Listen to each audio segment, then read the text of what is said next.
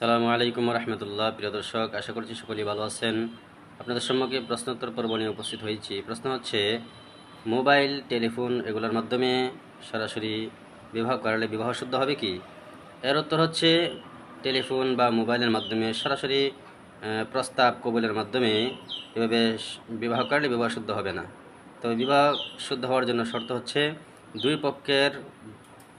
পক্ষ থেকে এক পক্ষের অপর পক্ষ উকিল নিযুক্ত করার পরে এরপরে এই উকিলের মাধ্যমে এই উকিল দুইজন আজাদ পুরুষ বা একজন আজাদ পুরুষ দুইজন মহিলার সাক্ষীর মাধ্যমে তাদেরকে যদি বিবাহ করে দেয় তাহলে বিবাহ শুদ্ধ হবে। তো এই জন্য